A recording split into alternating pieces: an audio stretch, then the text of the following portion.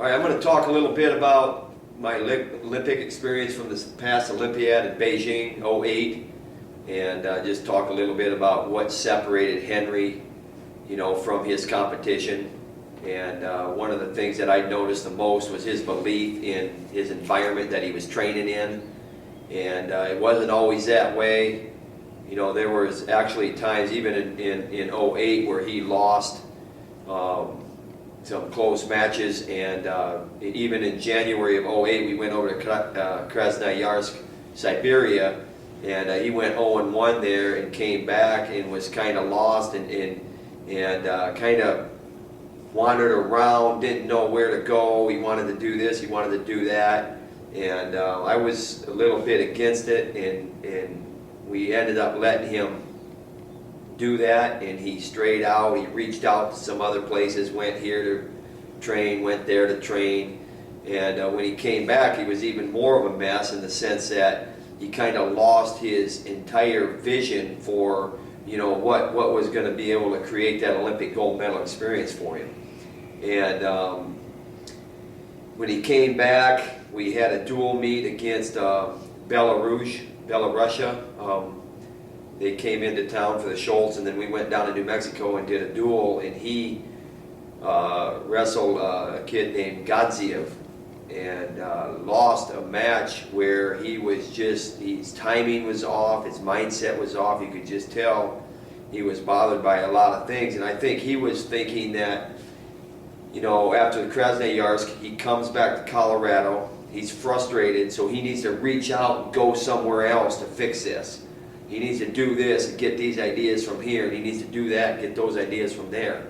And what ended up happening is when he came back, he was more confused and probably less competitive than he was when he left.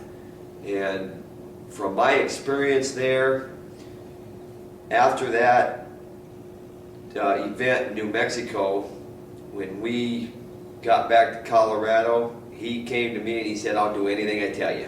Or he said, "I'll do anything you tell me." And from that point on, you could see it. That was about the middle of February. Even though he lost in the U.S. Open, he got pinned by Matt Azevedo. His focus was still there. And even after that devastating pin, the drive and the determination to win was there. And it was hard. He was hardened by that. And he didn't stray again. He stayed true to his plan. He stayed true to what we talked about from a coach-athlete point of view, and believed that the environment that he was in, no matter what happened on the competition mat, was going to be the best way to serve him in his quest for the gold medal. More times than not, that's going to produce a quality experience from a competitive point of view for the student-athlete. More times than not. It's not an automatic.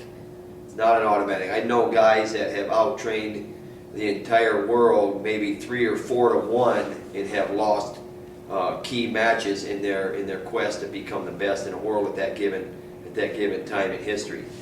So it's not a given. There are other competitors out there that are capable, even if your guy is outworking them. But for the most part, to give your student athletes the best opportunity to win, you have to get them to believe in themselves through belief in the environment that they're in. And that belief has to be in their coaching staff, in the leadership, in the structure, and the way that training is laid out. And then ultimately that manifests itself into a belief in yourself, or into his self as a student athlete. And then that's where you start to see the gains being made. And there's going to be bumps in the road. And there were a lot of bumps in the road with Henry. We had a lot of things to fix.